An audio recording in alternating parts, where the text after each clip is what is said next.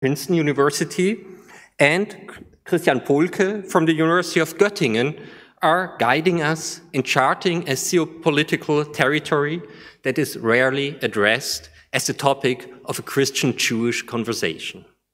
Our panel debate is part of a 3-day international conference titled Political Theology in Jewish and Christian Contexts, Reception Histories and Controversies with Carl Schmitt. During the day, we met at the Catholic Academy of Berlin, where we have assembled an exceptional group of 30 young and international scholars from Israel, Europe, and the United States for quarreling with the legacy of Carl Schmitt's political theology. It is my joy and privilege that the Catholic Academy once more has the opportunity to act as a host for bridging contemporary debates in Israel, Europe, and the United States on the controversial entwinements of religion, culture, and politics. Foremost, I want to thank my partners in organizing this conference, Kama Ben Yohanan and Itamar Ben Ami from Humboldt University's Institut Kirche und Judentum, Vincent Lloyd, who is absent from the Political Theology Network in Philadelphia, and the Von Leer Jerusalem Institute, particularly Jochi Fischer and Ido Harari. In a most fruitful collaboration, they put together a promising schedule and assembled this inspiring group of people. Given this beautiful group, you might wonder, why do they need to deal with Carl Schmitt's political theology? Isn't there a more pleasant and less obnoxious topic for bright and promising scholars interested in religion and politics? Well, let there be no mistake. We are fully aware that any Jewish or Christian reception is burdened by Carl Schmitt's anti-Semitism, to put it mildly. It should also be crystal clear that Carl Schmitt's theory has an enemy, and he is Jewish, despite or because of those not exactly friendly circumstances. There are some unsettling questions that confront with the persistence of Carl Schmitt's political theology. First of all, there is the simple fact of his continued influence and fascination. Therefore, we are troubled by the question, what is attracting people to the work of Carl Schmitt, and what is keeping it so influential? Second, when we are thinking about alternatives to liberalism and its impasses, we meet Carl Schmitt and also cannot avoid questions about alternatives to Schmitt's oeuvre. Thirdly, the reception of his political theology might reveal specific differences between his Jewish and Christian admirers. And also, what is to learn from that reception histories about typologies of Jewish and Christian conservatives and their differences. Finally, some local reminiscence. When in the 1960s, the Free University of Berlin hired Jacob Taubes as a professor and trusted with the task to continue the proud 19th century tradition of Wissenschaft des Judentums, which violently ended in 1942, he not only ignored such dissonant expectations, but started instead a conversation with the infamous crown jurist of the Third Reich. Being located in Berlin, I do see a certain obligation to deal with this irritating and most astonishing heritage. That we have the opportunity of starting such conversations is due most notably to the newly founded Berlin Center for Intellectual Diaspora. This initiative is dedicated to vitalizing the Christian-Jewish dialogue by addressing the fundamental religious transformations that we witness today. Not harmony, but the courage to articulate differences is the orienting principle of such a conversation between Jewish and Christian intellectual traditions here at the Catholic Academy of Berlin. And now, let me shortly explain what lies ahead of you. Christian Polke's reflections entitled In the Long Shadow of Carl Schmitt, Protestant Theology and the Drama of the German Past will open our discussion. His view on the Christian reception dealing with the precarious legacy of Carl Schmitt's political theology is followed by Leora Batnitsky's keynote address. With Leo Strauss as her companion, she is introducing us to a Jewish political theology entitled The Absence of Redemption, Galut, Martyrdom, and Deferment in 20th-century Jewish political theology. I'm eager to explore with you those lines of thought. After giving their presentations, both are invited to react to each other, and you are strongly encouraged to participate in that exchange with your own questions. Before we get started, let me shortly introduce them to you. Leora Batnitsky is Ronald O. Perlman Professor of Jewish Studies and Professor of Religion at Princeton University. She joined the faculty in 1997. Her research interests include philosophy of religion, modern Jewish thought, hermeneutics, and contemporary legal and political theory. She is the author of Idolatry and Representation, the Philosophy of Franz Rosenzweig Reconsidered, Leo Strauss and Emmanuel Levinas, Philosophy and the Politics of Revelation, or How Judaism Became a Religion, an Introduction to Modern Jewish Thought. She is currently working on a book that I hope to present here when it's finished, on the Jewish apostate and Catholic saint Edith Stein, tentatively titled The Continued Relevance of Edith Stein for Jewish and Christian Self-Understanding. Now, Christian Polke. He is Professor of Systematic Theology at the University of Göttingen. His research focuses on social and political ethics, interdisciplinary anthropology of religion, and the doctrine of Trinity. He was Ernst Cassirer Fellow at the Swedish Collegium for Advanced Studies in Uppsala, a most beautiful place, and visiting professor at the University of Göteborg, as well as at Dormitio Abbey in Jerusalem. Among his many publications, I mention only two monographs: Öffentliche Religion in der Demokratie, eine Untersuchung zur weltanschaulichen Neutralität des Staates und Expressiver Theismus, vom Sinn personaler Rede von Gott. Well, let me mention a third one. It's together with Oliver Hidalgo on Staat und Religion, zentrale Position zu einer Schlüsselfrage des politischen Denkens. And most recently, just a few weeks that it was published, Ethischer Pluralismus und Friedensethik.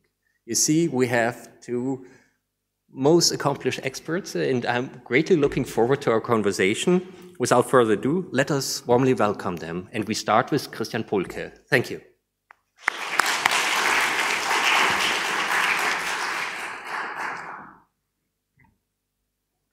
Yeah, good evening, everybody.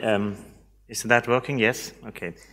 Thanks for the invitation, and I must excuse myself that I couldn't share with you the last 1.5 days, but I'm currently Dean of Study Affairs, and we are running the last week of our summer term, and then there are some more obligations for kind of administration man like me today. I am not a Schmitt scholar, so you will see my remarks are more tentative. Let's say it like that. Okay, I start, then it's better when we have enough time. In the Long Shadow of Carl Schmitt, Protestant Theology and the Drama of the German Past. Let me start with a personal note. Almost 3 weeks ago, my faculty in Göttingen presented a book that historically examined their role during the Third Reich. The results of this research program are somewhat revealing, but that should not play any further role here. One figure in particular is interesting in this regard, namely that of Emanuel Hirsch, professor of church history and later of systematic theology, but above all, Dean in the years between 1932 and 1939. Hirsch, a völkisch-nationaler intellectual, wanted to become Göttingen, the theological faculty, for the first address for future theologians and pastors in line with the German national, or to be more precise, fascist revolution. Thank God he did not succeed. But in all the decisions that our faculty had to make in those years and beyond until the end of the war, Hirsch acted as a kind of guru eminence, and in the decades after the war with a view to history as what can be called the white elephant in German. In the long shadow of Emanuel Hirsch, that would also have been a title for the book that was published only a few days ago. But why use Hirsch here and now? Well, because the person of Emanuel Hirsch was and is intriguing for Protestant theology in a similar way as Carl Schmitt is for legal and political theory. Hirsch was even in old age completely blind, translated the whole of Kierkegaard's books and letters into German, and to whom we owe a history of Protestant theology since 1648 that is still influential today and is a kind of unique product of an intellectual lifetime. Hardly any of his contemporaries rivaled him in intellectual skill and erudition, a judgment that was roundly confirmed by his sometime faculty colleague Karl Barth. And yet, this profound scholarly figure, whose approach to a systematic theology suitable for modernity still has potential today, was a person deeply attached to the brown zeitgeist, who even after 1945 was unable to recognize any faults or mistakes for himself. Hirsch remained a nationalist and I fear as well an anti-Semitist right up to his end. Forced retirement for health reasons made worse things for him unnecessary. Perhaps these descriptions already make it clear where the parallels between Schmitt and Hirsch lie. Both were accomplished thinkers in their field, outstanding intellectuals in their profession, professors with an affinity to times, and also career-minded and eager for recognition. Genius and demon close to each other. Schmitt and Hirsch are just as debatable in their works to this day, or up to this day, as they appear despicable in their public actions before, during, and after the dark period of National Socialism. What the historian commissioned by my faculty found out in his investigations fits exactly to that phenotype of German full professor and intellectual who links his own talents with the claim to immediate public validity, no matter who or what governs. Hirsch, as well as Schmitt, intellectuals who have certainly noticed themselves. They have become a long shadow on their disciplines, theology and jurisprudence. No one can go past them. They were too brilliant in their craft for that, but no one can go with them either. By all rights, they were too fascistoid and zeitgeist savvy for that. Against this backdrop, I would like to describe a little more in detail below the long but largely silent shadow of Carl Schmitt's thought motives beyond his reception by Emanuel Hirsch in Protestant theology since 1945. So I will concentrate on Protestant theology. I will not do my own Schmitt interpretation, but rather proceed in terms of the history of ideas and motives. To this end, I will draw on the studies of Heinrich Meyer on the difference and common concerns of political theology and political philosophy in Carl Schmitt. Central to the understanding of the one who can decide on the state of exception, that is the sovereign par excellence, and the essence of the political, to which the absolute distinction between friend and enemy or foe belongs just as much as the totalitarian trait, politics is essential in the real sense, and the ideas of authority, revelation, and obedience are central for any political theology, especially in the footsteps of Carl Schmitt. None of these three elements or moments, authority, revelation, obedience, can be missing in a political theory that knows that its proprium, the political, can never be had without a metaphysical dimension. And it is precisely in these elements, state authority, divine legitimation, qua revelation, and recognition of absolute binding law, qua obedience, that the latent as well as manifest continued effects of Carl Schmitt's theological political theory can be bundled in Protestant theology. Let me now give you a little bit a closer look to that. As is well known, Schmitt had referred to the apparent proximity between his concept of the political and the idea of sovereignty and in contemporary debates within Protestant theology in the 1920s. When you see the preface to the second edition of Political Theology, you can see also that he mentioned the main point of difference, the striking point of difference. Admittedly, quotation, in Protestant theology, another supposedly apolitical doctrine presents God in the same way as the holy other. End of the quotation. Who was meant by that talk of the holy other was, of course, Karl Barth and his friends in the so-called dialectical camp. Schmitt aptly recognized that Barth's alternative theoretical approach did not allow for any connections, analogies, or correspondences between God and the earthly sovereign, at least at the surface. This was, of course, different with Friedrich Gogarten, Immanuel Hirsch's faculty colleague and another dialectical theologian.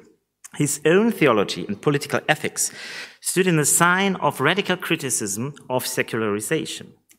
Hirsch, as well as Gogarten, were coming from a national-minded Protestantism and were still suffering from the loss of the cultural hegemony of the unity of throne and altar.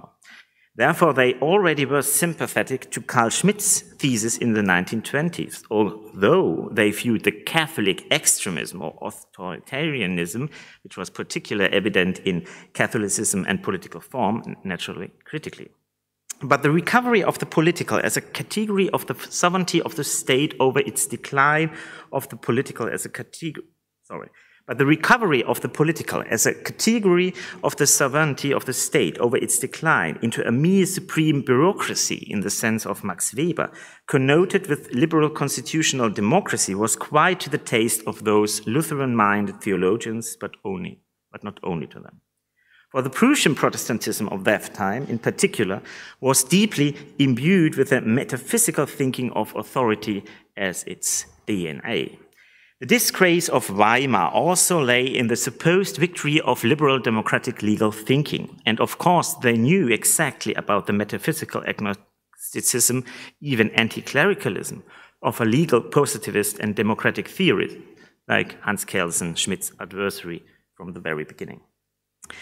Incidentally, it is instructive for the reception of Schmitts treatise Political Theology, how it is used, for example, in Gogarten's Political Ethics from 1932. On the one hand, Gogarten affirms Schmidt's critical view of Marxism and the economism and scientism associated with it. On the other hand, he quotes from Schmidt's treatise on political theology in the context of a misguided understanding of rule, which for him, Gogarten, is also related to a false understanding or mistaken understanding of freedom. Hugo Krabbe is criticized for his depersonalized understanding of political rule, which is basically rooted in the fact that it is no longer understood that, quotation, freedom derives its meaning solely from bondage, from being responsibly bound to the other person, end of quotation. Those who write in this way know that domination is ultimately sovereignty and that it is connected with the who decides on the exception. The personalized version is also decisive for Schmitt. Rule as sovereignty belongs to someone, not to something, or even worse, to a collective. If Gogarten's understanding of the political, taking up Schmitt, already aims at the idea of community as the core of what constitutes the religious metaphysical foundation of state and society, this applies in an even more outstanding way to Immanuel Hirsch. Hirsch's review of Schmidt's treatise criticizes Schmitt for starting too little from the idea of community and instead focusing on traditional dogmatic concepts, omnipotence, miracle, and so on. At the same time, however, he pays tribute to Schmitt for finally having directed the question of the political away from the fixation on positions of the Enlightenment or the Neo-Kantianism with their theories and doctrines of law. He even claims to have formulated the core sentence of political theology: all significant concepts of the modern theory of state are secularized theological concepts, in his own little text on die Reich-Gottes-Begriffe des neuen europäischen Denkens from 1922, in this or a similar way in advance. Schmitt could therefore certainly provide inspiration for the nature of state and society and their understanding. Where exactly did these inspirations lie, as they subcutaneously shape Protestant discourses far beyond the Third Reich? I will name 4 elements that form something like a constellation of ideas. Firstly, with the concept of the political, including its basic guiding differences, friend and enemy, the intrinsic value as well as the holistic aspect of the state or the political order was renewed. Only against this background, then, secondly, does the emphasis on the elements of authority and obedience make central sense. Both incidentally correlate, in particular, with Lutheran views on the nature of man as sinner and the function of political authority as a divine instrument of power containment.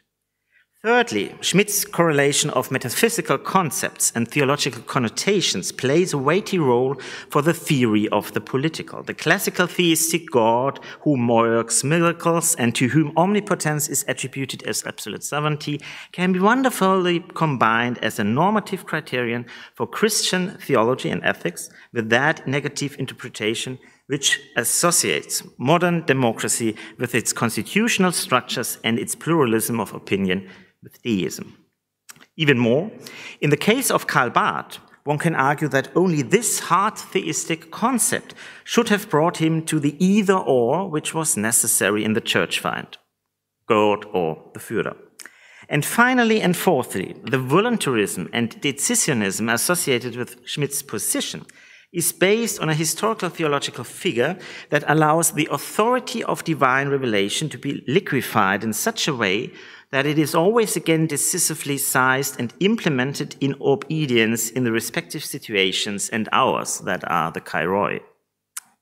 In particular, the vocabulary of the historical theologian Hirsch, the author of German's Fate, 1920, and the present situation in the year 1933, from 1933-4, breathes the spirit of Schmitt. It is sentences like these: there are opposites of good and evil, God or devil, between which there is an either-or in life and death, which knows no synthesis and no higher third, which Protestant theologians of the interwar period have affirmed and whose mindsets and mind maps they were also able to pass on, even if no one wanted to remember Carl Schmitt after 1945, let alone their own deeds in the dark years of the Nazi regime.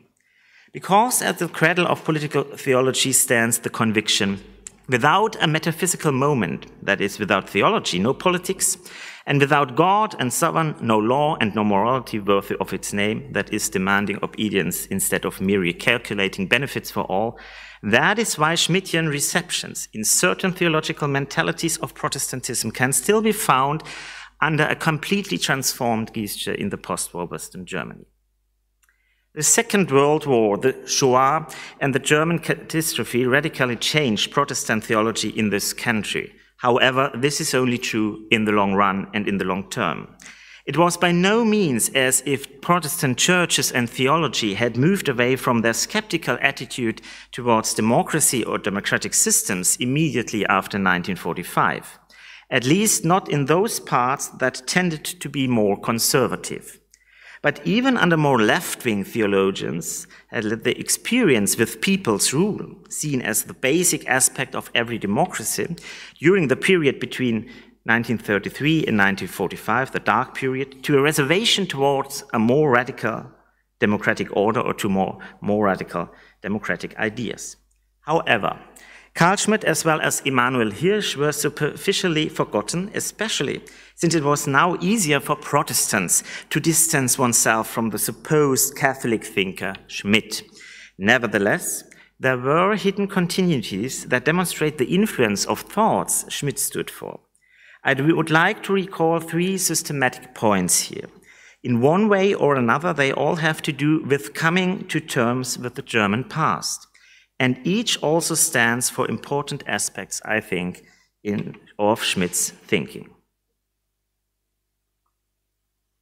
First of all, precisely because one saw the failure of the Weimar Republic and the idea of Führerstate, both rooted in the Volksgemeinschaft, Protestant theology and ethics henceforth emphasized above all the necessity of a constitutional state in accordance with the moral substances of the divine commandments, especially in the Ten Commandments, quite in the line also of Karl Barth's theology. The rule of law has to be shaped by substantially Christian morals. Therefore, the idea of pluralism of values and such a radically open society was rather alien, particularly when they suspected of creating political disorder, which once again made it possible for a new leader in the sense of Führer to take on the social chaos. From this, and in profiling against Catholic natural law thinking, Protestant theology often shared the skepticism towards value pluralism, which was part and parcel of any order of political liberalism. Although his own political stance was completely contrary to that of Carl Schmitt, even my teacher Eberhard Jüngel seconded the former in his criticism of the tyranny of values, a famous formula framed by value ethicist Nikolai Hartmann, by the way. Value pluralism is based on a evaluation and de-evaluation of facts, ideas, ultimately even of people, which is in contrast, or which stand in contrast to the truth of gospel, as Jüngel argues, which is valueless in the strict sense of the word because it is beyond and above all values and focuses on the dignity of the human being.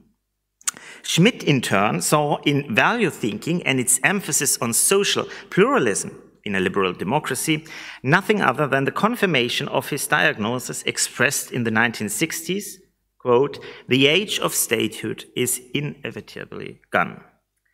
As much as the differences in political orientation and purpose are obvious, there are latent similarities. Democracy is still mostly characterized by or in danger of ethical relativism, which can also degenerate into dictatorship, for the better for some, for the worse for the other, even if it is supported by the democratic majority. It is therefore not surprising that the influential thesis of Ernst Wolfgang Böckenförde, a social democratic jurist who was a kind of late student of Carl Schmitt, according to which the liberal state lives on moral preconditions which it cannot guarantee itself, was widely picked up in Protestant theology and ethics, and even more so within the church. The idea that the state needs substantially a common moral culture on common, mostly religious Judeo-Christian grounds was used as a justification for the containment of pluralism, even of values, at least for constitutional culture and the political order. But keep in mind, now for entirely different motivations.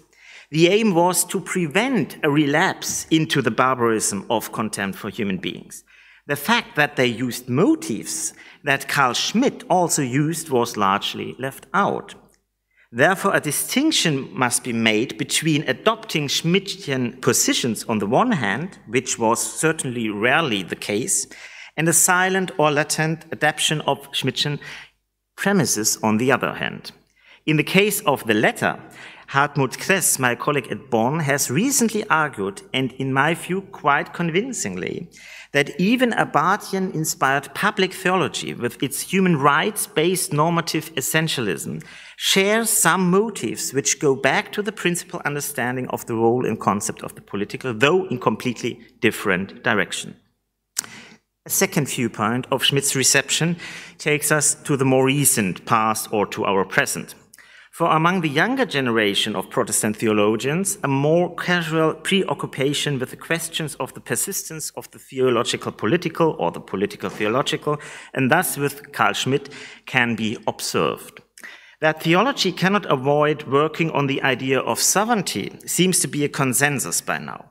Moreover, despite all the successes of the second German democracy with its concept of constitutional patriotism, the political is now seen as more than the rule of law and therefore has to be more than the shaping of a balanced social corporatism, typically for Western Germany. It is therefore not surprising that the left-wing reception of Schmitt, as it has been taking place for decades, especially in France and the US, has not failed to have an effect on Protestant theology in Germany. The political requires the imaginary, and even if sovereignty is only tenable in the mode of dependence, theology or even theological elements in the concept of the political can be made fruitful as an instrument of ideology critique, as an inversion of Schmitt's ideas, as it were. Whether one can thereby escape the spirit of Schmitt, or even wants to do so, would have to be discussed. In this case, one is almost willing to say, nemo contra Schmitt, nisi Schmitt ipse. But here too, the affirmation of Schmitt's idea is often simultaneously at work, according to which the liberal constitutional state cannot guarantee its preservation on its own. The political goes beyond juridical legality and abstract moral legitimacy. It is dynamic, as precarious states are always in progress and process, and yet dependent on situational decisions in which the sovereign, now the people, not the Führer or the absolute state, emerges. In other words, that which is beyond order emerges as the extraordinary in an emancipative as well as in a conservative or ideological way. What is fascinating about Schmitt here is his art of pointing to the exclusive power of political ideas and the political imaginary in a kind of deep hermeneutics of formally theological concepts. He is aware that any understanding of the political includes people, movements, and the state, though in a different way than he wanted to put these three instances into a whole order. And conversely, politics thereby regains its seriousness, or so it is suggested, by being read as the shaping of human coexistence up to the decisions of life and death, of friendship and enmity. It is not so much the state itself, but categories such as omnipotence, enmity, but also kairos, order, norm, and law with their implicit or explicit theological dimensions that provoke an intensified understanding of the political. That this also applies to war hardly needs to be emphasized in our days. Finally, closely related to the concept of enmity is the idea of stasis, which is at the back of the figure of sovereignty. In Greek, stasis means both standstill and, as here more decisively, civil war turmoil.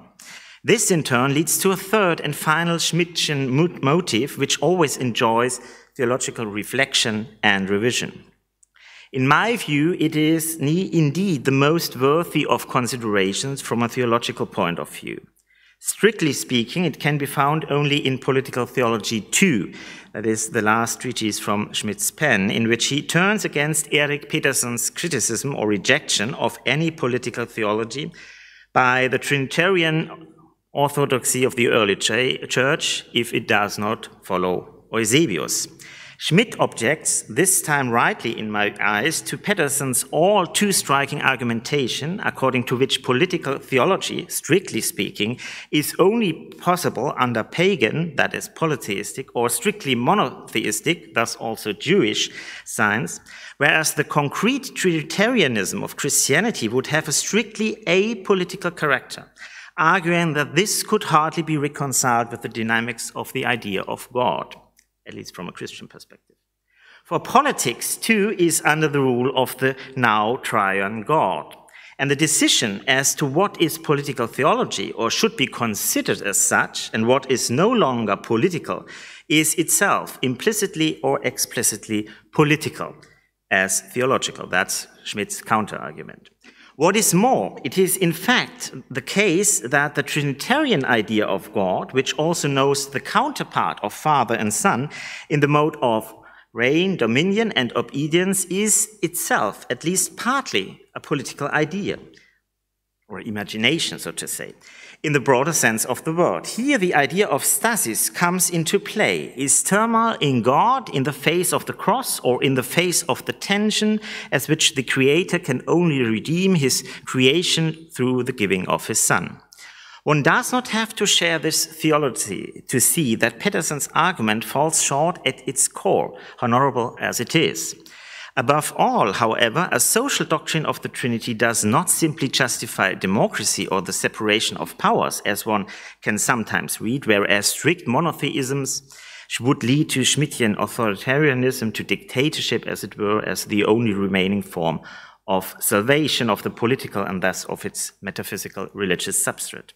Nemo contra Deum nisi Deo ipse, Deus ipse. This saying found in Goethes Dichtung und Wahrheit, which fascinated Schmitt as much as the Schmitt critique Hans Blumenberg, is in a sense also theologically feasible, at the side of a Trinitarian theology of the cross. But even in this, he will not do without categories that in essence also form the basic framework for Carl Schmitt's theory and thinking. In addition to power and obedience, these are also enmity. Being the enemy of God is another word for being a sinner. But one will then also have to say that overcoming stasis in God no longer follows Schmittian instructions. God is not understood as the absolute sovereign, not even in the overcoming of the human rebellion against him. Powerlessness is not a category of political theology, at least in the Schmittian sense, but it is part of the deportance of the divine potestas absoluta, which means more than being bound by its own divine law, the potestas ordinata. It is rather a change in the idea of power away from the state of exception and towards the dynamics of empowerment through a permanent overcoming of enmity. It should become clear that all these 3 points mentioned above must always be read against the background of a critical reflection on the dark German past in the 20th century. Thus, this is perhaps somewhat easier to understand with regard to value pluralism and to depotentiating the idea of sovereignty than with regard to the Trinitarian debates about God. However, does a rereading of Schmitt thus bring back the theological political, if it was gone at all? And can left-wing Schmitt interpretations be made theologically fruitful? Let us assume that the common sense prevails. Right-wing interpretations we do not want anyway. I hesitate about the answer to both questions. I will not conceal that Schmitt is not one of my favorite authors. In legal theory, Hans Kelsen is the pretty much more profound thinker.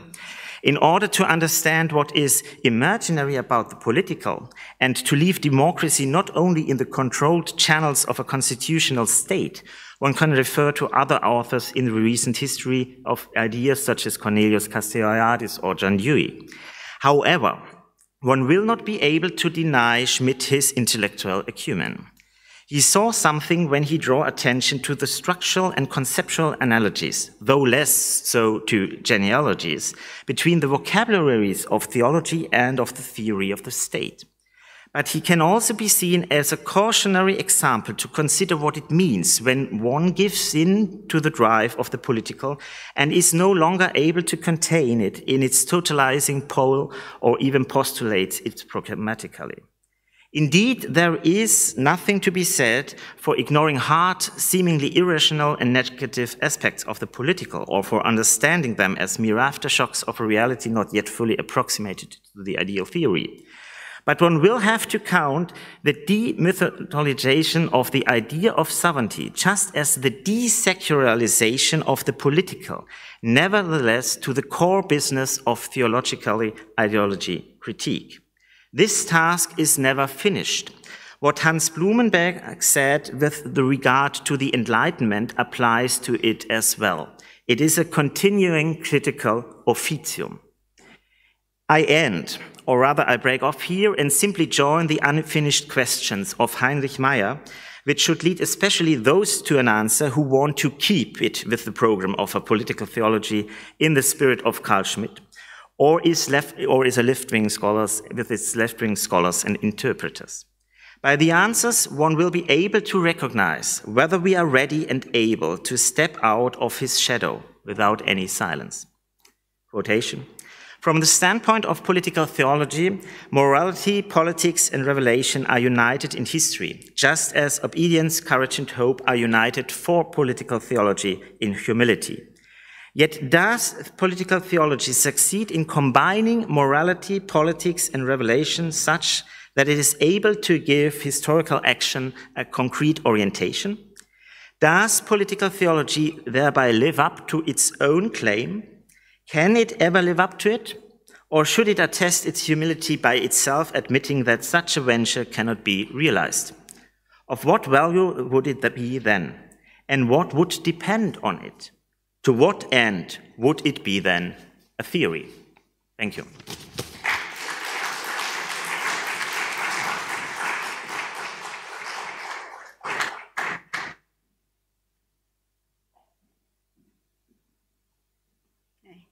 Thank you very much, and looking forward to discussing. I want to, of course, thank all of the institutions and all of the people that have made this conference possible. It's wonderful to be here.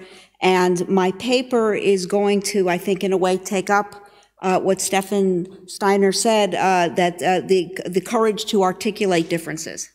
And so what I want to talk about this evening is a political theology of the absence of redemption that I'm going to suggest Leo Strauss gives voice to, but is also part of a larger German-Jewish conversation. And as we'll see, this political theology of the absence of redemption is fundamentally critical of Christianity, broadly speaking, from the Jewish end of things. Okay.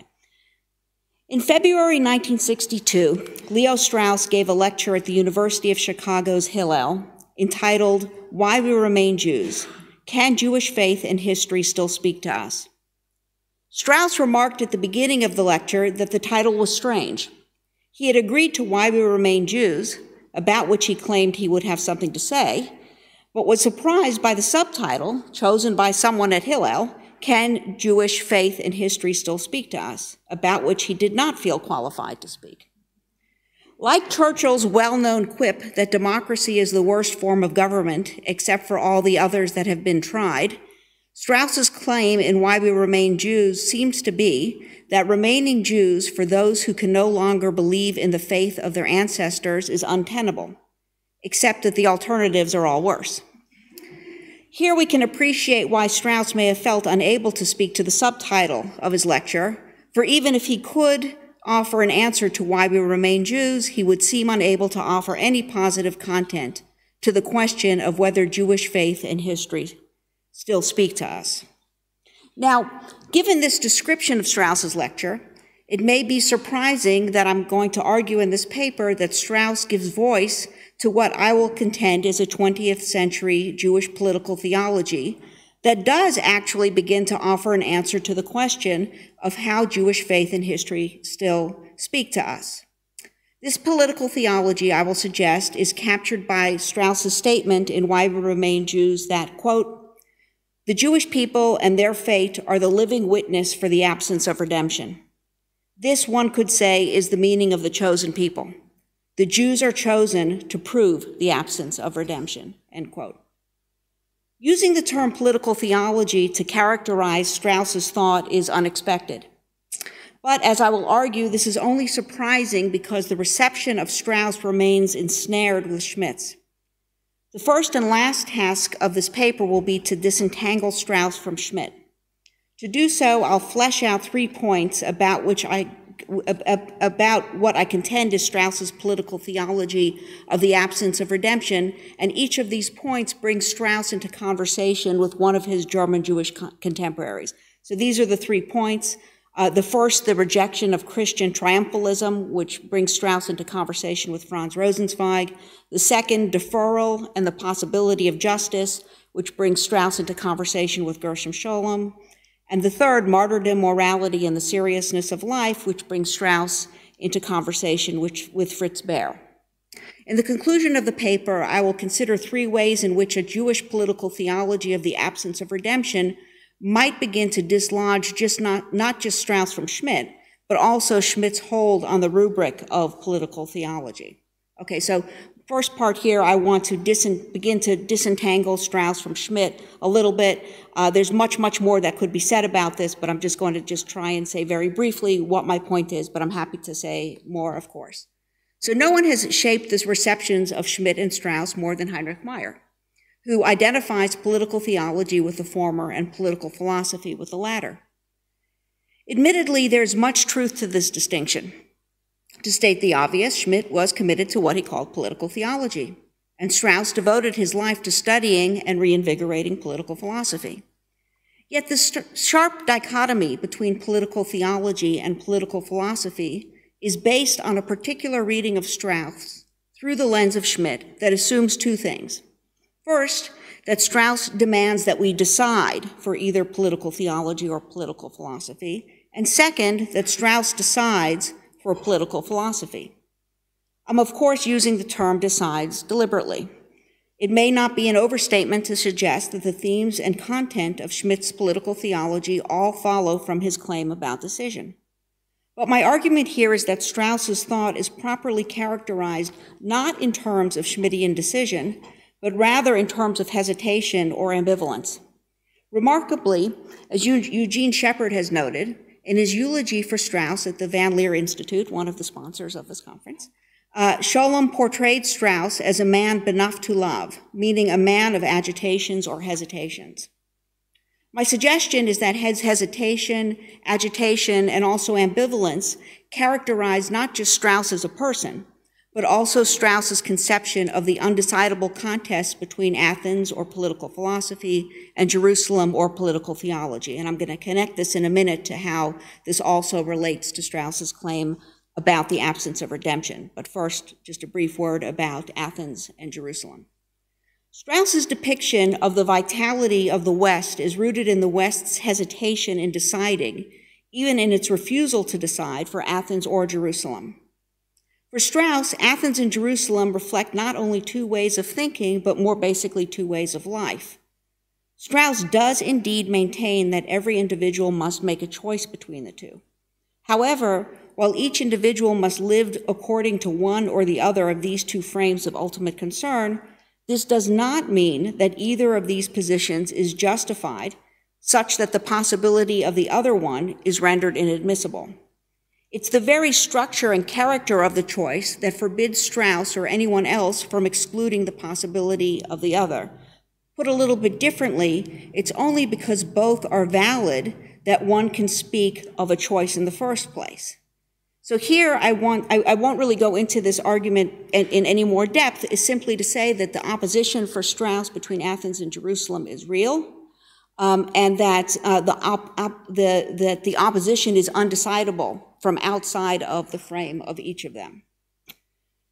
Hesitation, agitation, and also ambivalence characterize Strauss's conception of pre-modern rationalism, and of Maimonides in particular. Maimonides is Strauss's paradigm of true rationalism because, according to Strauss, Maimonides critically conceives the relationship between Athens and Jerusalem not by synthesizing them, but rather by acknowledging the challenge and limits that each poses to the other. Strauss's claim about the absence of redemption is connected to his hesitation in deciding for either Athens or Jerusalem. And I'm trying to make this connection here. Here, too, Strauss's engagement with Maimonides holds the key. Strauss's political theology, I want to suggest, is found not in Maimonidean prophetology, as some have suggested, but rather in the rabbinic Judaism that Maimonides both shapes and is shaped by. This rabbinic Judaism is predicated on the end of prophecy, and it's fundamentally an exilic Judaism. Following Maimonides, Strauss's fundamental premise is that the Messianic era is not here. We remain in a world that is not yet redeemed. For Strauss and for Maimonides, exile itself is not only a real political condition, but also a theological one.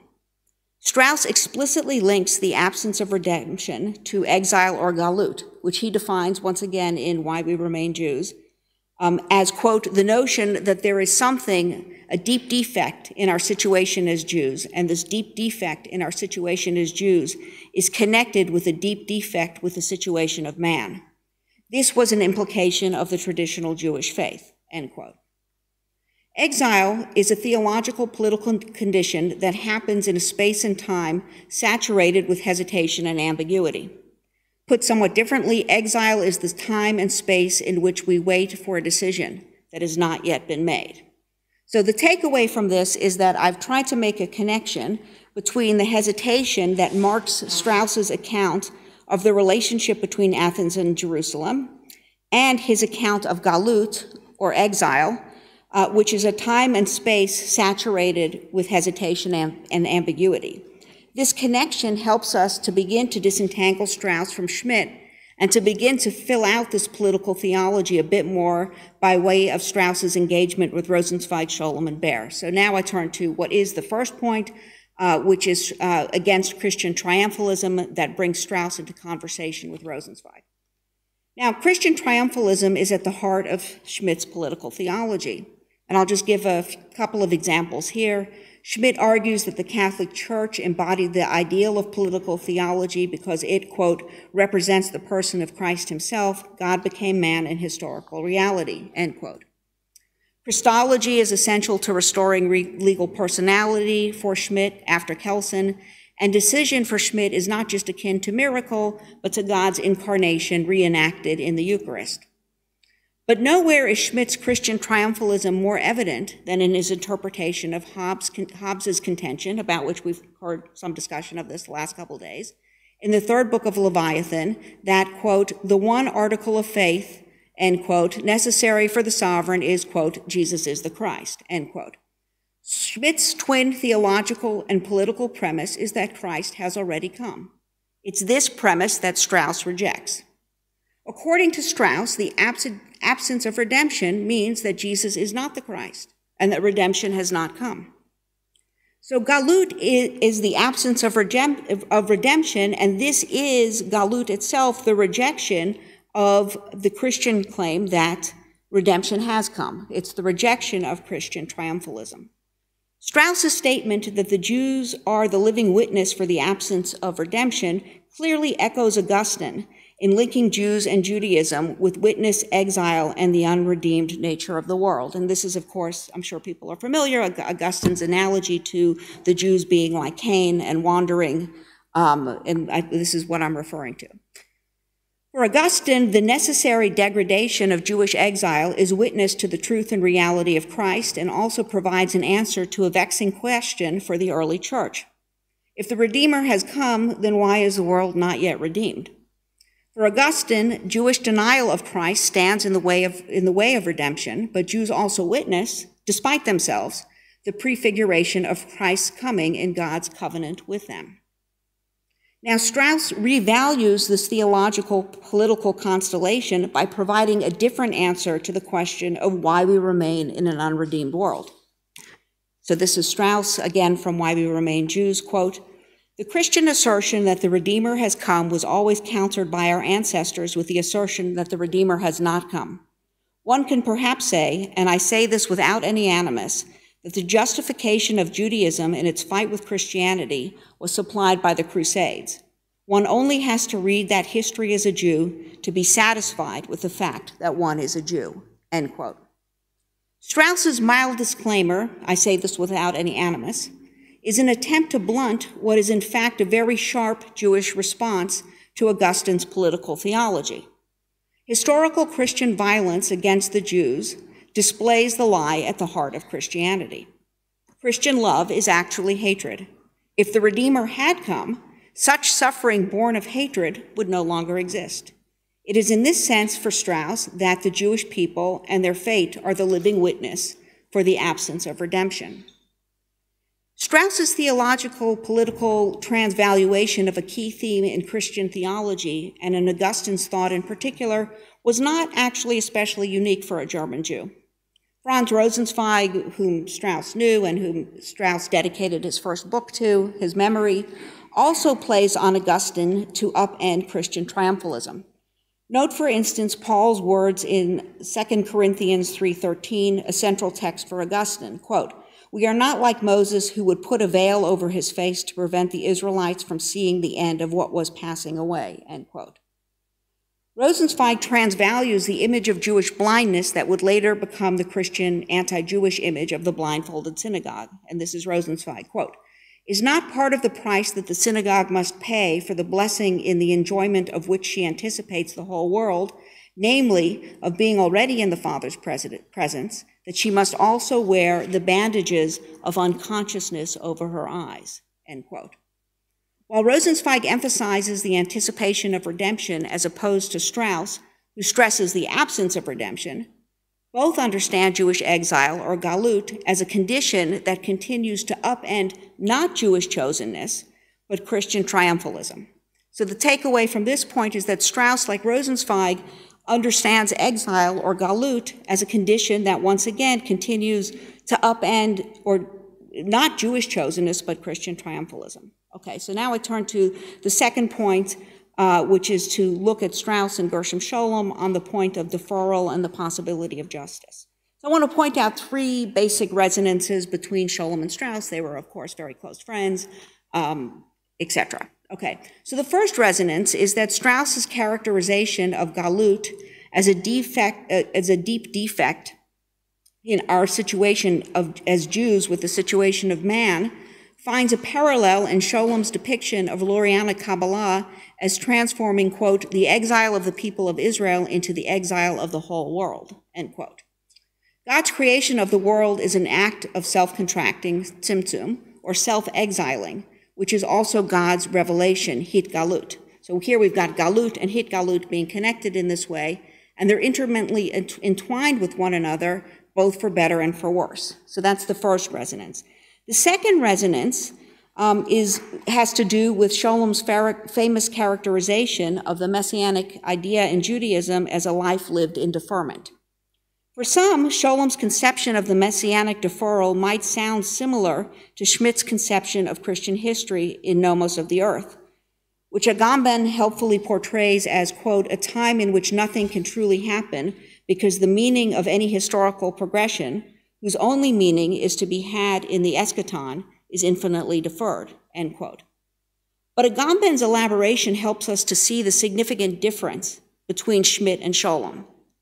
And this is Agamben once again, quote, the Schmittian decision decides something already decided, end quote. Contra Schmitt, Scholem's conception of deferment is, like Strauss's absence of redemption, a blatant rejection of Christian triumphalism.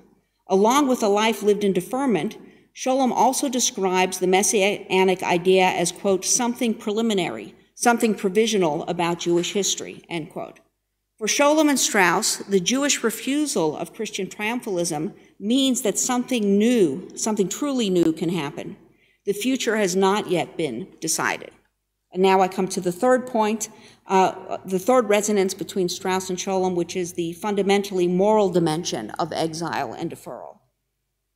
Scholem notes that, quote, there are deeds which are, as it were, helping to bring about the redemption somewhat like a midwife at birth. But these deeds are directed less at the messianic redemption than at the moral value of the suggested conduct, end quote. Strauss is even more focused on the moral dimension of galut and deferment. Immediately prior to his statement that the Jewish people and their fate are the living witness for the absence of redemption, Strauss concludes, quote, Judaism is not a misfortune, but let us say a heroic delusion. In what does this delusion consist? The one thing needful is righteousness or charity. In Judaism, these are the same. And of course, he's referring to the term tzedakah, which is the same. This notion of the one thing needful is not defensible if the world is not the creation of the just and loving God, the holy God. The root of injustice and uncharitableness, which abounds, is not in God, but in the free acts of his creatures, end quote. Now, Strauss clarifies what he means by delusion by elaborating as follows, quote, what is a delusion? We can also say a dream. No nobler dream was ever dreamt. It surely is nobler to be a victim of the most noble dream than to profit from a sordid reality and to wallow away in it, end quote. So the takeaway from bringing Strauss and Scholem into conversation is that the absence of redemption is an argument about morality, because the absence of redemption indicates that the future is not yet determined. An undetermined future means both that our actions matter and that the one thing needful, righteousness and charity, tzedakah, is still possible. Okay, so come to my third point now, which is to bring Strauss into conversation with Baer on the issue of martyrdom and the seriousness of life. In Why We Remain Jews, elaborating on his statement that the Redeemer has not come and that one only has to read that history of the Crusades as a Jew to be satisfied with the fact that one is a Jew, Strauss quotes Baer, whom he calls the greatest living Jewish historian, and refers to Baer's short book titled appropriately Galut, published first in Hebrew in 1936 and then in English translation in 1947. So here I'm just going to highlight two sentences of Baer's, which are particularly important for the political theology I've been outlining in this paper. Baer writes, quote, "In this age of the First Crusade, religious national martyrdom reaches its highest expression. These martyrs are no seekers after death like the early Christians, no heroes challenging destiny," end quote. Following Baer, Strauss defines Jewish martyrdom against Christian triumphalism. And Strauss's answer to why we remain Jews is bound to the history of Jewish martyrdom. Quote, this is Strauss. "Our past, our heritage, our origin is then not misfortune, as Heine said, and still less baseness, but suffering indeed, heroic suffering, suffering stemming from the heroic act of self-dedication of a whole nation to something which it regarded as infinitely higher than itself, in fact, which it regarded as the infinitely highest. No Jew can do anything better for himself today than to live in remembering this past," end quote. It's important to emphasize that Strauss, following Baer, insists that he is not valorizing martyrdom. Instead, his claim is that Jewish martyrdom is witness to the one thing needful, righteousness and charity. In other words, Jewish martyrdom is witness to the absence of redemption, once again, in sharp contrast to the Christian interpretation of Jesus' martyrdom as redemption itself. So here I want to come full circle with the second point about Baer, which is that Baer's account of Jewish martyrdom provides a useful lens through which to understand Strauss's critique of Schmitt in his 1932 review of the concept of the political. Strauss's critics continue, and this is mainly the American critics, I should say, not only to entangle Strauss with Schmitt, but also to be especially outraged by Strauss's criticism that Schmitt's concept of the political still remains on the horizon of liberalism. But not only is the statement taken entirely out of context, but it also misses what is in fact Strauss's moral criticism of the concept of the political. Strauss helps Schmitt understand that his critique of liberalism is predicated on, quote, what the opponents of the political want, which is tantamount to the establishment of a world of entertainment, a world without seriousness, end quote. For this reason, Strauss maintains, affirming the political, quote, is ultimately nothing other than the affirmation of the moral, end quote. And nothing for Strauss is more serious than the morality of self-sacrifice. Schmitt remains for Strauss within the horizon of liberalism because he does not provide a moral justification for self-sacrifice, otherwise known as martyrdom. Schmitt's political, like his political theology more broadly, discounts not only the importance of suffering, but also its moral meaning, the absence of redemption. So the takeaway here is that unlike Christian martyrdom, the political theology of the absence of redemption does not seek suffering or glorify suffering or death. Instead, what is important about martyrdom is its possibility. Unlike Schmitt, who cannot affirm the moral underpinnings of the political, Strauss's reference to martyrdom does precisely that. Jewish martyrdom is witness, again, to the one thing needful in a world which remains unredeemed, righteousness or charity. So here I'm going to come to my conclusion now, which is to once again try and disentangle Strauss from Schmitt in order to sort of think a little bit more broadly about what this means for this concept or this rubric of political theology. I've argued in this paper that Strauss's statement that the Jewish people and their fate are the living witness for the absence of redemption expresses a 20th century Jewish political theology which begins to offer an answer to the question of how Jewish faith and history might still speak to us. I have done so by connecting what I have called Strauss's hesitation about decision with the absence of redemption and the state of exile, or Galut. One of the goals of this paper has been to insist on the relevance of Strauss's German Jewish background and his relation to Rosenzweig, Scholem, and Baer especially, for fleshing out this political theology. So by way of conclusion, I will consider just briefly three ways that the analysis that I just offered helps us to begin to kind of break Schmitt's hold on political theology.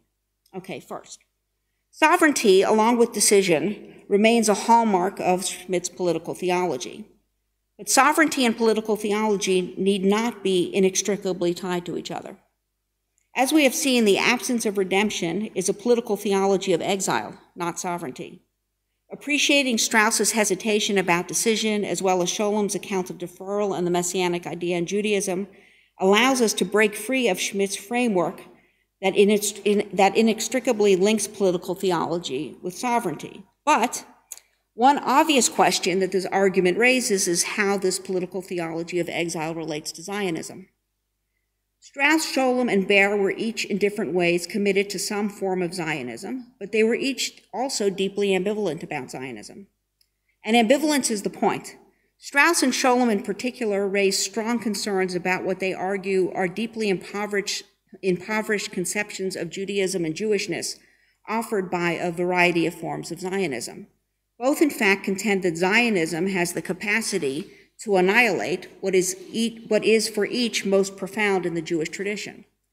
Still, they both support some form of political sovereign Jewish existence.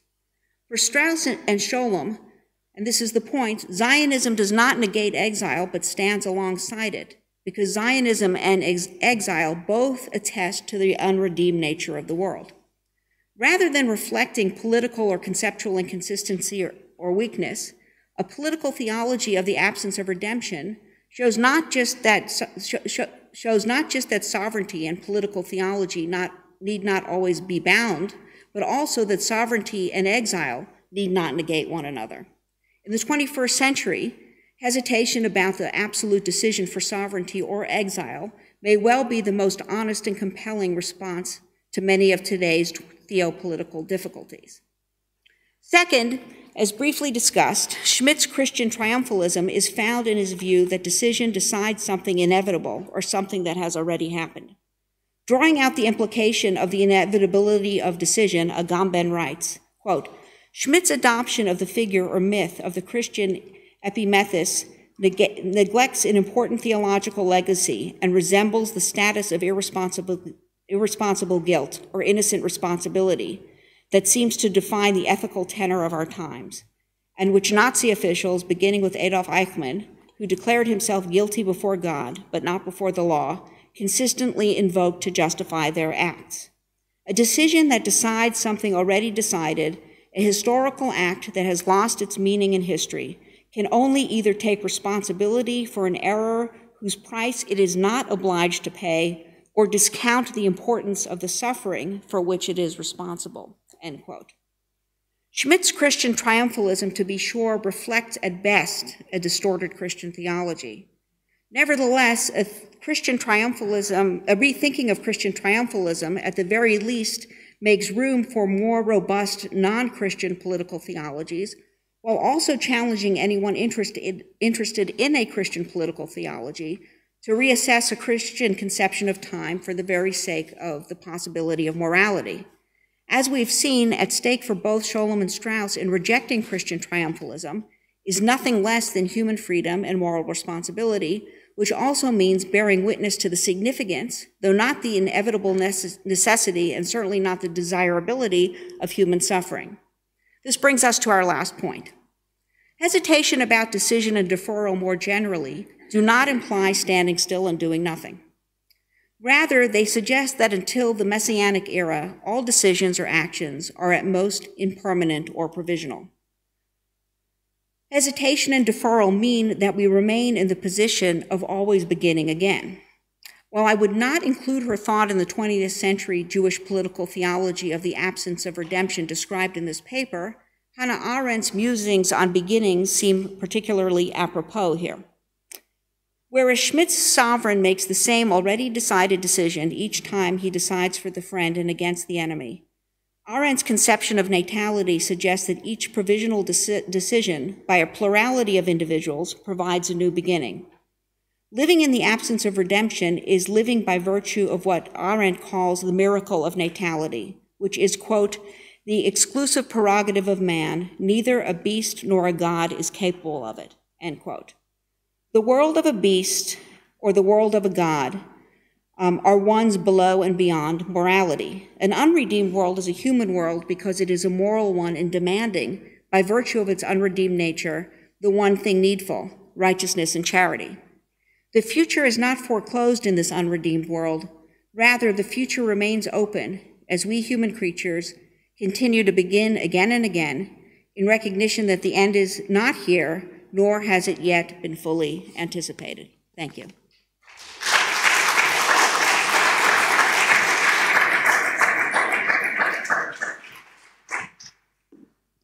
Well, thank you so much to both of you for those inspiring and fascinating talks.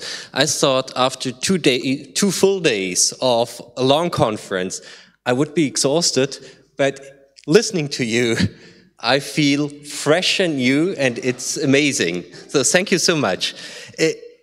I just want to focus, and I'd like to ask Christian to react to your talk, and then you have some time for answering to him, and you're all welcome to join us. But I was especially thrilled by your distinguishing religion and politics in this Christian and Jewish perspective and disentangling Strauss from Schmitt. It's so important, and it's most fascinating. When we read today a text of Ernst Wolfgang Böckenförde, we heard about the political theology of John Paul II and focusing on the question of truth.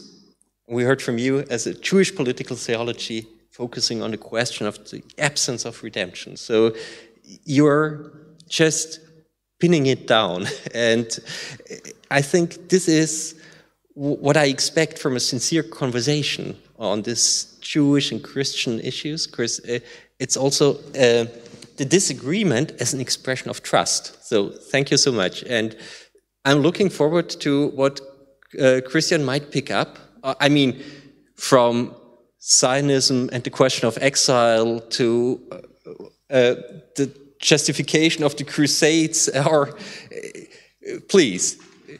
Wow! It's not. It's is that functioning? We cannot.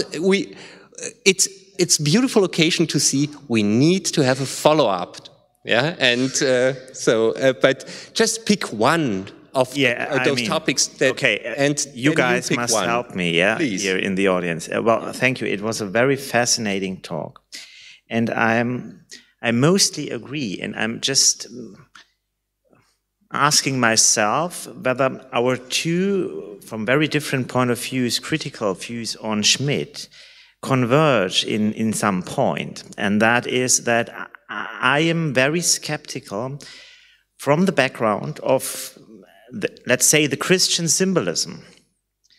In that tradition I'm deeply rooted in, yeah?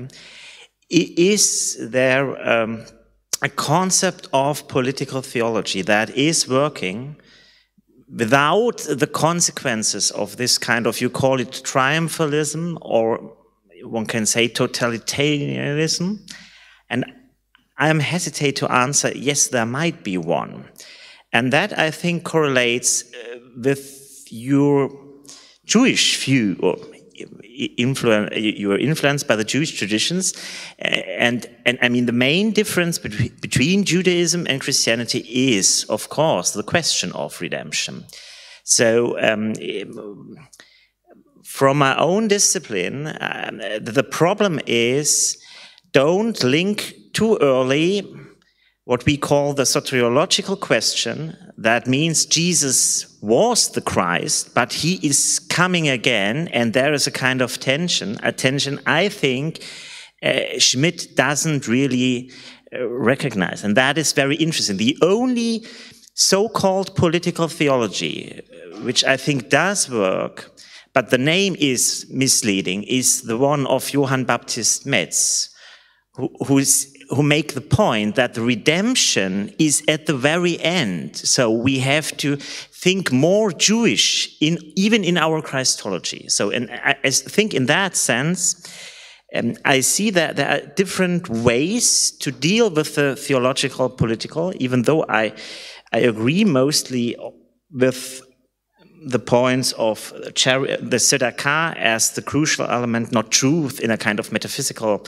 thinking, but it's all about charity and justice in the end, but that's also the way of truth. I think we agree in that sense. The only thing is, I mean, the exile and the Zionism.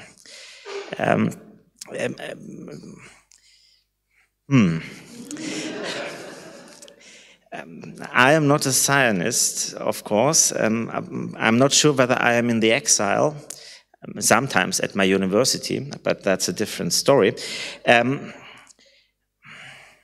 Maybe you can pick that point up and explain a little bit more what that means, the point of the transformation of the exile of the chosen people into the exile of the whole world. This is a kind of negative universalism, and there is also, as in every concept of universalism, the danger that it is going into a kind of triumphalism. Yeah, maybe that's enough. Okay, thank you. And thank you for the very generous response and also the very generous response. So let me maybe say something about the last point you made first, which is about a kind of triumphalism. I think there's an important distinction between Strauss and Scholem on this issue. I think Scholem does describe it as what you quoted, that was Scholem. The exile of the Jewish people is the exile of the world. Strauss describes it the other way, that the Galut is an epitome of the defect in the human condition. And so I prefer Strauss's way of putting it. Now, that said, you know, Scholem is, I don't want to though, because I prefer it, say, well, therefore that's the quote unquote Jewish view. I don't think it probably is. I think, you know, Scholem is really working with Kabbalistic sources, which are, for sure, one could call them triumphalist in the way that I've been describing their view of Christianity. So I agree with you that I think the milder claim that Galut is an epitome of this defect in the human condition, I think to me is much more compelling. Now, as for the Christian triumphalism, maybe let me say this just to clarify. I certainly didn't want to be implying two things. I don't want to suggest that Schmitt represents Christianity, just to be very clear. I think I said that, but I just want to be even clearer. And second of all, I don't want to suggest that any of the figures I'm talking about, Strauss, Scholem, or Baer, have a particularly sophisticated view of Christianity. I don't think they do, and I think that's an interesting issue for lots of reasons. I've just been trying to emphasize how, because, you know, one could also read all three as, we can make them very Schmittian, as people have, but to really emphasize how they, I think, are actually also providing in their own contexts a criticism of Schmitt and Christianity as they understand it, which is certainly obviously a dominant force. So I think I've discussed with some of my Christian theological colleagues this issue about right time and, you know, the coming again and not having been decided. So I think we're in agreement. I mean, I'm certainly not a Christian theologian, but I very much appreciate that there can be a tension. That said, for Schmitt, and this was really my only point, there is no tension. It's already happened. It's done. And I would make your point harder. I mean, Schmitt uses a common Christian mindset or a matrix of thinking in Catholicism, also in Protestant theological traditions, let's say the last 300-400 years. So there is a clearly Christian or theological point of view he'd pick up and he'd generalize it. So it's not the Christian idea as it has to be truly understood, but who can say this? We are, at least if one is not the Bishop of Rome, for the Catholics here in the room, but I'm a Protestant. I don't think there is any guy who can say this is truly Christian forever, at least maybe Jesus Christ himself, but he is still not here. But there is this kind of Christian, the transformation of basic elements of Christian philosophy of history. And I think in that sense, also Strauss made a point, and there are some dangers in that sense. Rosenzweig is a different topic. I think he tries to, a political theology after Rosenzweig. That would be interesting in the way there are two ways and we need both. Yeah. And how can you frame that? I'm not sure, yeah. So I think you should now take over the discussion. Please, I saw Shailavi and then Elad. Thank you so much for both talks and also for opening now a conversation which I want to try and continue in the same line that Christian was beginning to ask you, Leora.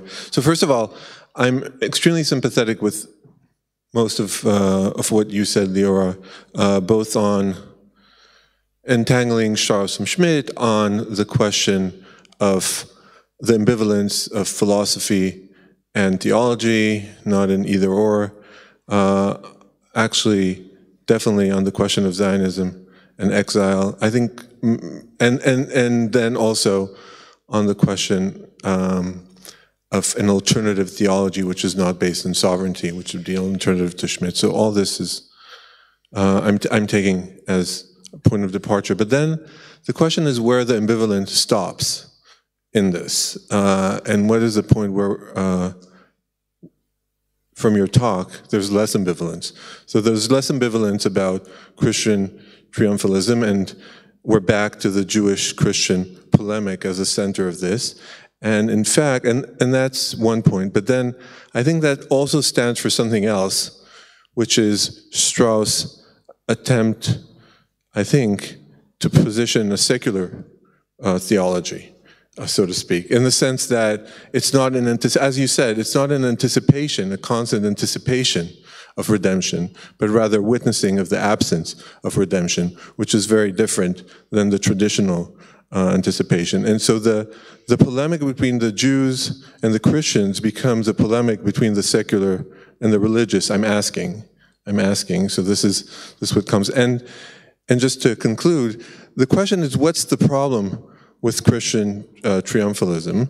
The way you put it is that the problem is not acknowledging the human condition and its lackings. I think Schmitt definitely does actually acknowledge the problems in the human condition. So in that sense, from your perspective, is you're on the right side. And also that the triumphalism of Christianity could be seen also as a supersession with respect to Judaism. But that leads to an understanding of progress, which also may lead to a certain kind of secularism that surpasses traditional understandings of redemption. So I think you understand what I'm asking, and so I'll just conclude here. Okay.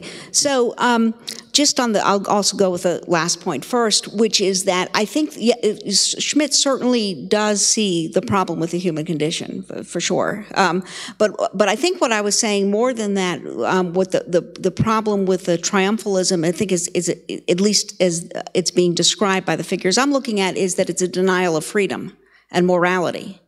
And so it's taking away human agency. And this is, of course, we could go back to kind of have a very large question and discussion about original sin and how this relates and doesn't relate, and that's obviously a very, very big issue. But I think that's really the point of difference, is that the German Jewish thinkers I'm focusing on, I think, do have a certain conception of human freedom and responsibility that I think they're emphasizing certainly far more than Schmitt, who doesn't have that.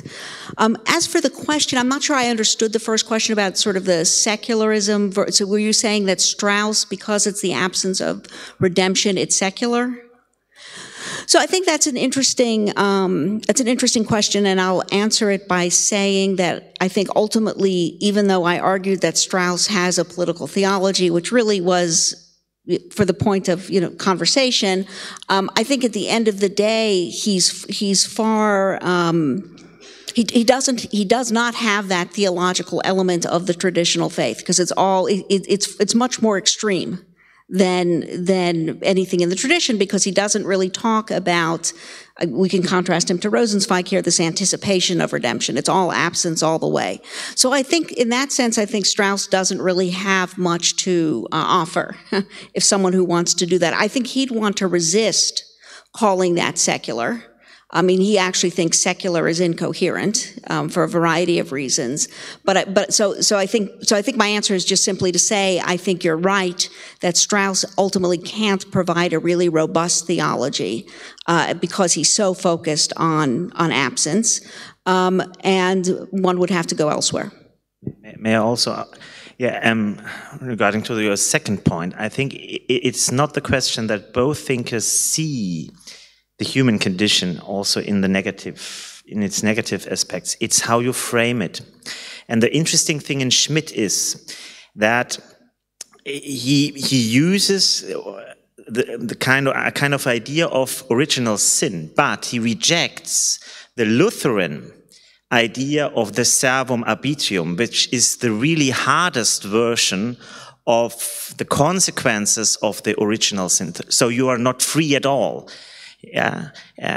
Devil or God is sitting on you and he decides, or he, so to say.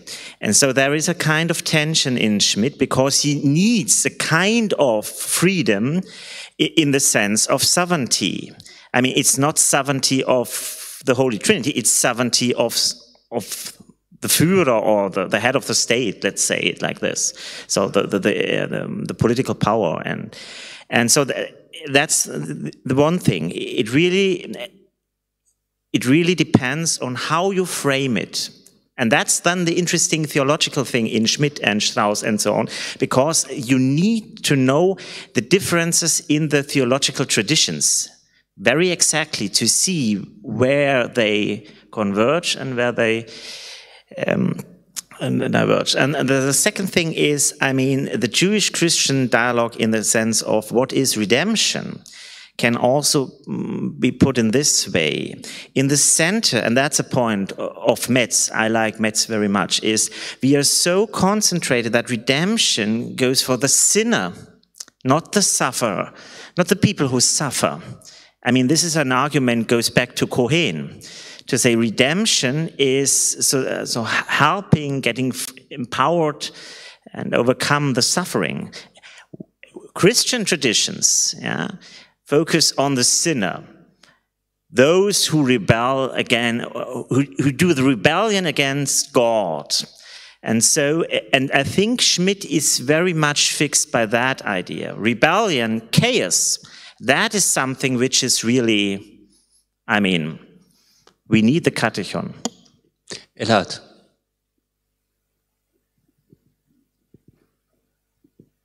Just immediately to continue the conversation and attempt to help Shai's advocacy of Schmitt. I know it's not exactly the point, but nonetheless, to continue the idea that there is a difference precisely between the fact that we know who is the Redeemer and the fact that we are still not redeemed. The world is not redeemed. We're still living in a state of sin. Man is still evil. And I think for Schmitt, it's very important. That's the entire point of the catechonic politics. And it's interesting, I will just continue the conversation by asking you, Leora, wouldn't the whole point of the decision is precisely the moment when, yes, you have to make, it's not a technological world, it's not just neutral reason, but you do have to make a decision, you do have to take responsibility, you have to decide who is your friend, who is your foe. Isn't there nonetheless some kind of a moral agency, which would not be the same, but I guess as the Jewish thinker that you were mentioning, but nonetheless, it is something that goes in this direction. And to Christian, I will just add that it's not only the question of anarchy, it's also Schmitt himself criticized some kind of a Christian triumphalism in, for example, humanism. Right? The modern humanism, he criticizes it not because it's anarchist, because they think they are in a redeemed world. Maybe can we have a second voice? So Asaf, because there are 4 more questions and I take 2 and 2. Yeah. Asaf, Tamari. So, thank you. Okay, thank you. I think this is to some extent continuing Shai and Elad, and I think the point, I mean, framing this as framing redemption as a question of hesitation about decision, or decision that hasn't been made, is really intriguing. And so, first of all, historically, I wonder to what extent is this a good description of Jewish understandings of Galut? And it's not just a Sholem who relies on Kabbalistic and therefore, I don't know, exotic, but I think it's very inherent, this at least ambivalence to the ability to have agency in regard to redemption. I'm not sure this is necessarily triumphalism. The notion of agency is not triumphalistic by nature necessarily. And then I would ask how you would bring in Benjamin. Maybe you don't want to do so, but the feeling is that someone who has an interesting point on the question of decision, and in that sense, and maybe in more conversation with Schmitt, is Benjamin in this sense, even of recognizing the moment of danger and so on.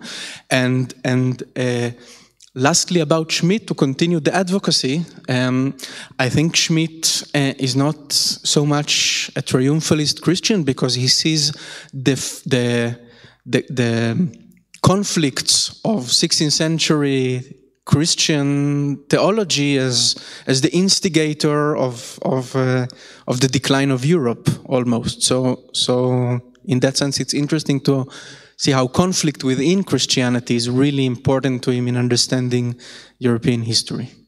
Thank you. Should I start? Because most of the questions are for you, I think. I mean, I'm not a Benjamin scholar. That's a good, interesting question. But we have to talk there, I think, for at least 1 hour. Yes, I agree with you that it's more than anarchy. That's, of course, that was not my point. My point was just chaos, anarchy, rebellion. That is all the things we have to focus on when we try to reconstruct the Schmidtian version of a specific type of negative Christian anthropological tradition, so I would say, and that has consequences for the understanding of the political, yeah. And of course, Christian triumph, it depends what Christian triumphalism really means.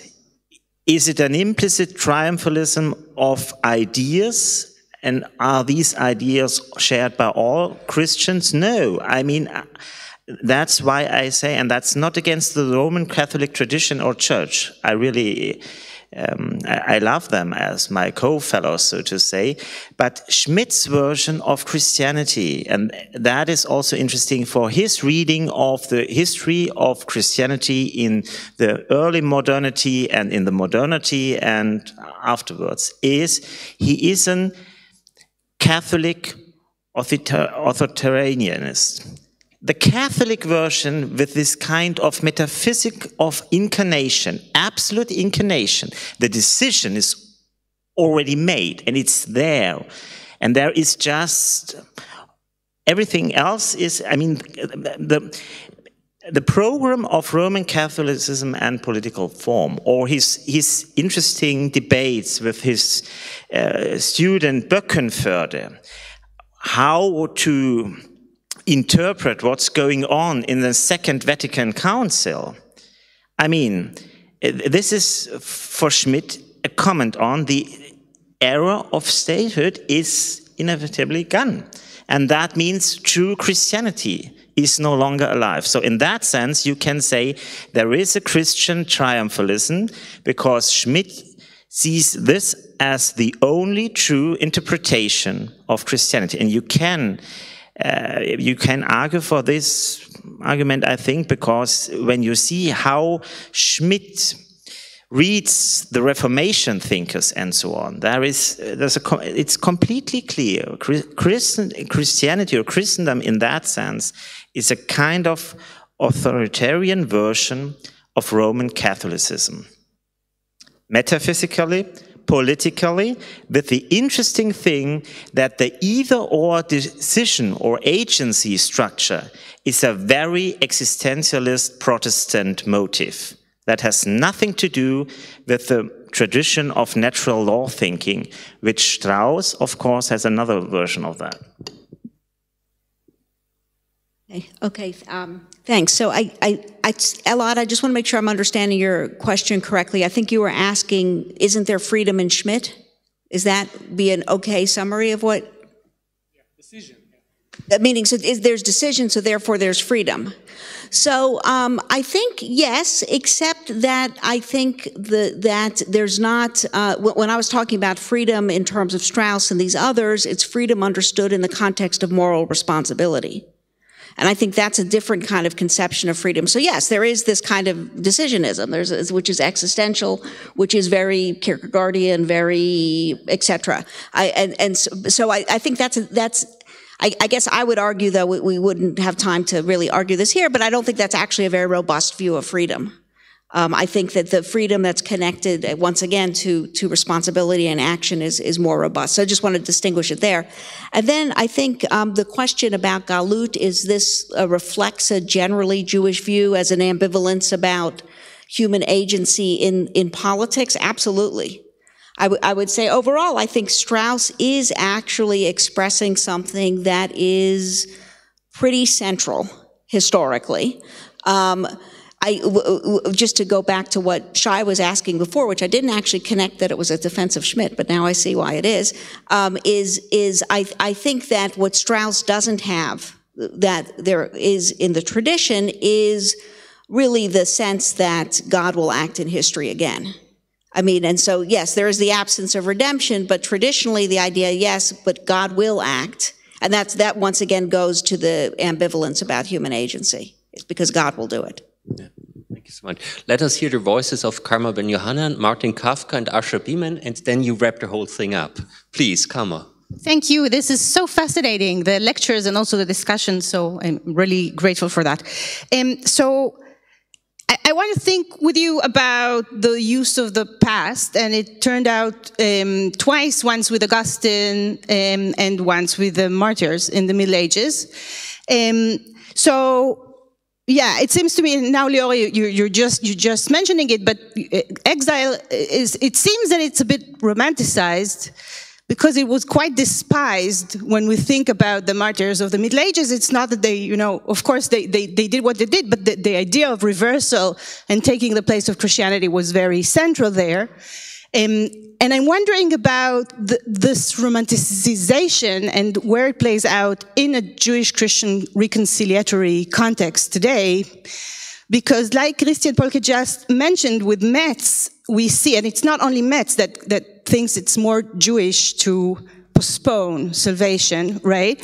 And in here, Augustine, I think, is interesting, because Augustine signifies for Strauss, like you mentioned, some kind of a Christian triumphalism, but of course, in the Christian tradition, he's doing exactly the opposite. He's the anti-Eusebian, right? He's the one that sees history as a parenthesis, and he's the one that speaks about the pilgrim, right? The church on pilgrimage, which is very similar to some Jewish concepts of exile somehow.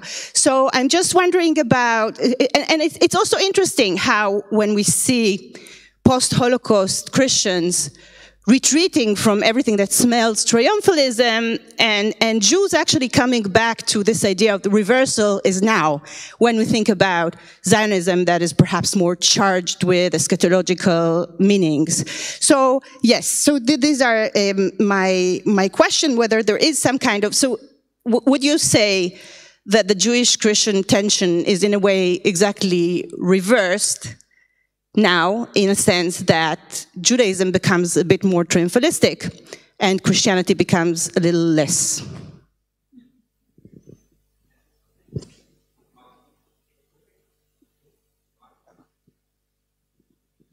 Thank you both. That was great. I'm so used to hearing talks during the pandemic that my instinct is to press rewind on the YouTube screen. So I'm sorry if I've misunderstood you both. I'm out of practice. A couple questions just to firm your positions down in my head and what the boundaries between them might be.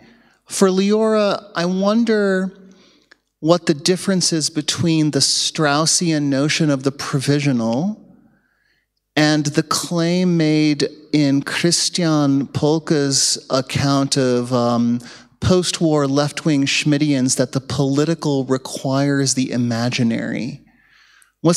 In other words, it seems that there might be less distance between your Straussian model and those left-wing Schmittians than might otherwise be the case. And for Christian, I wonder whether your last sentence, this call and your suspicion of whether political theology can give historical action a concrete orientation, if I understood that closing sentence right, is that desire satisfied for you by the Straussian provisional or the Arendtian miraculous, all of which would seem to ground many concrete experimental orientations?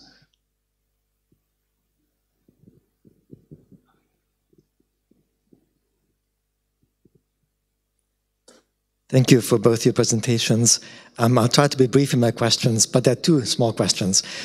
One is a kind of biographical, contextual question on Strauss's lecture, Why We Remain Jews. Do you think, Leora, this stands in the tradition of the Dennoch, the Aaf al pi chen, that became so popular in the immediate post-war period, for instance?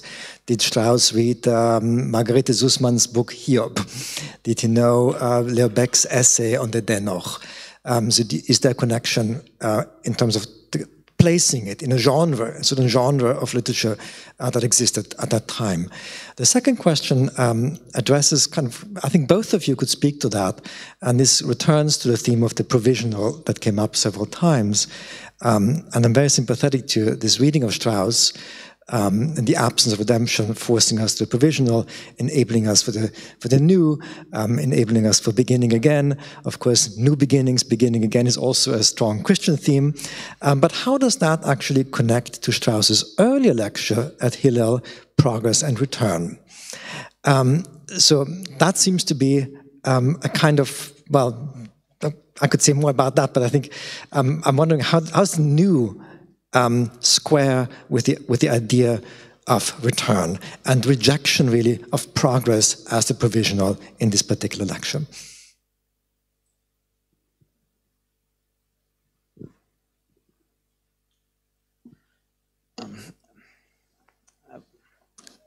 To the last question about the progress and in Strauss, the tension, I think I have to read Strauss again.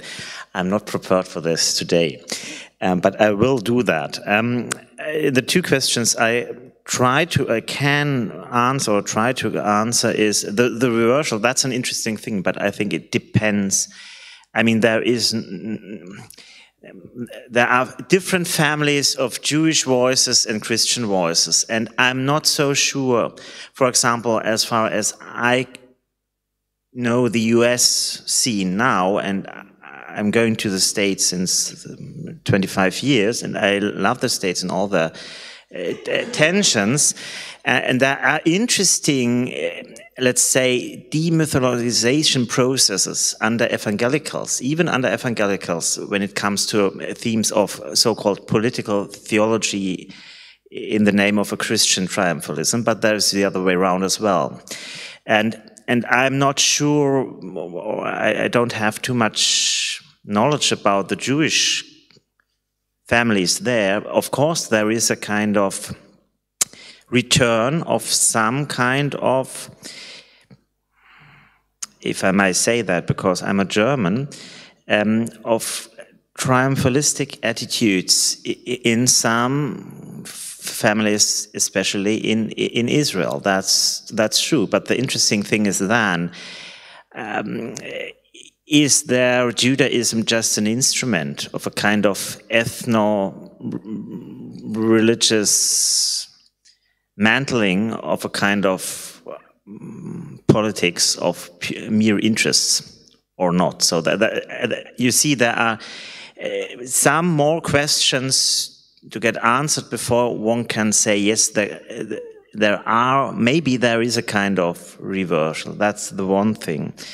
And the other thing is the historical orientation. Let me start with a confession. So I'm a Christian, confession now. So I am very not skeptical, or I'm very against this kind of existentialistic either-or attitude, which is not only a Schmittian one. There are a lot of, especially Protestant theologians. It's always either-or, sinner or faithful, yeah, good or bad. But the thing is, there are more colors in between, and the one thing. I mean, when you go out there, there's a photo of one of my favorite theologians. He's called philosopher of history and cultural theories, but he's a Protestant theologian. That is Ernst Troeltsch. And Troeltsch was one of the figures who pleads for an historicism, which is not a cultural relativism. And he linked that for a kind of open an understanding of politics for an open society, which needs more than this kind of constitutional patriotism, which also recognizes there are acts of political agencies which can only be named as decisions. But the way to get to that point and to balance arguments and views and interpretations of the situations, that's the most important work to do, even for a politician. And in that sense, my answer to the question of Heinrich Meyer would be, you have to take a little bit of the good positions within the traditions of historicism, which is not a complete story of cultural relativism. That means, for a theory of politics, it's about morals, it's about decision, it's also about critical cultural theory and philosophy of history, which is deeply influenced by historiography.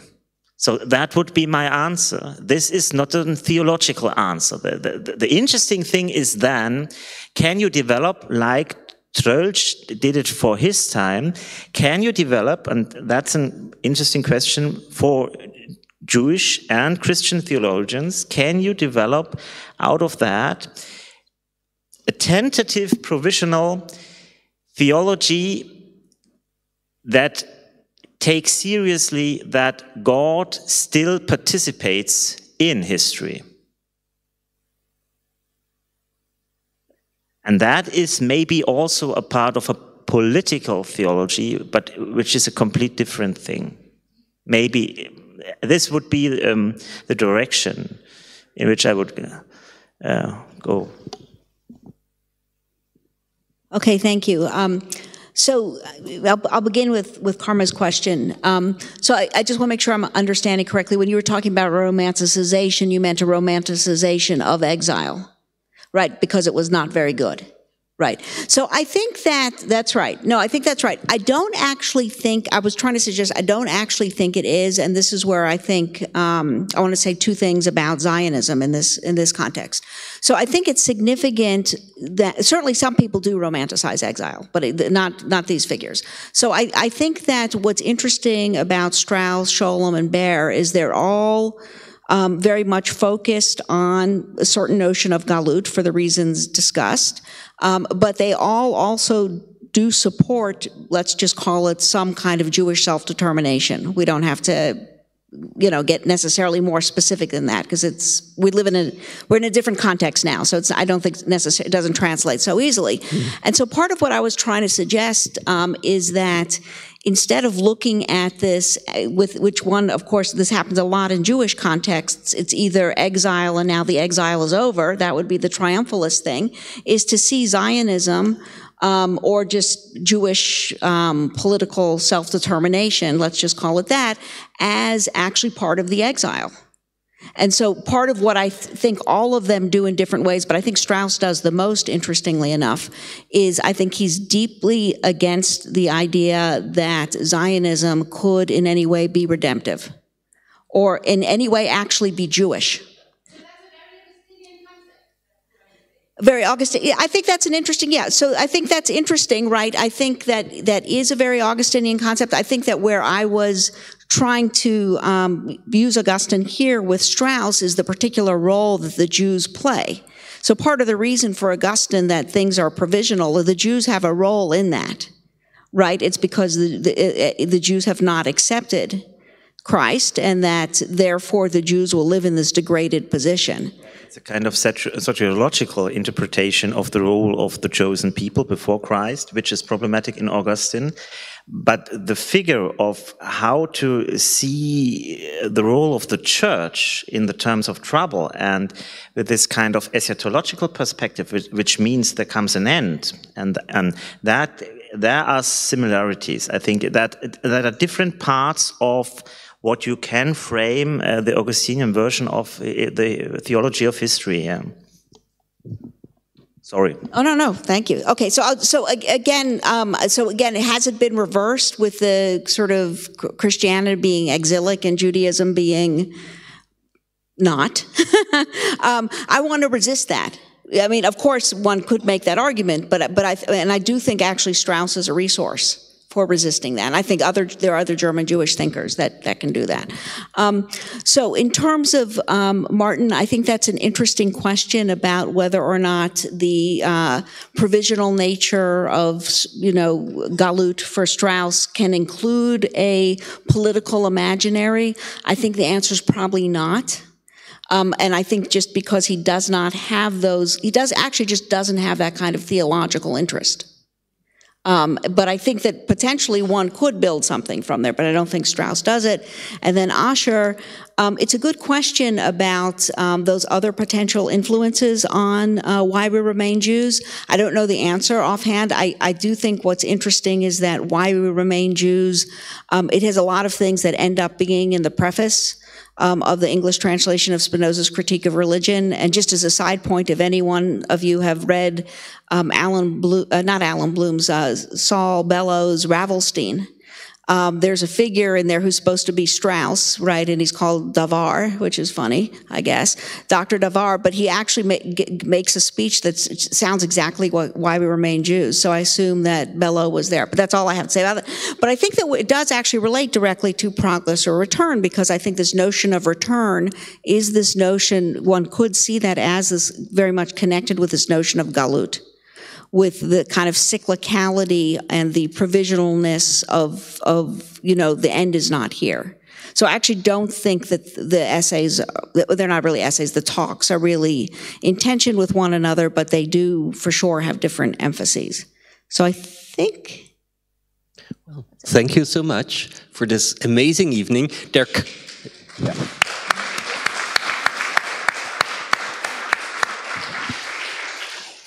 As you said, there comes an end, but it was a brilliant demonstration of what a vivid Christian-Jewish dialogue may look like. And so from understanding Zionism with Augustine to discovering Leo Strauss as an icon of Jewish-Christian understanding, maybe. My personal favorite was the church as pilgrimage in relation to the Jewish notion of exile. Yeah, we are continuing tomorrow, so join us again. Then we have already at 6 p.m. Vivian Liska and John Milbank. It's going to be thrilling again, and thank you so much. And oh yes, exactly. Tomorrow we are not at the Senatssaal, but at the Tieranatomisches Theater at the Charité campus. So please come and join us there, or join us on Zoom, on YouTube again. Thank you so much. Can I just say that yes, I meant to say Vivian will answer the Benjamin question tomorrow night. Okay. Yes, so come for the answer to the question. It's like a thriller. It's with continuation. So thank you again. Good night. Good evening.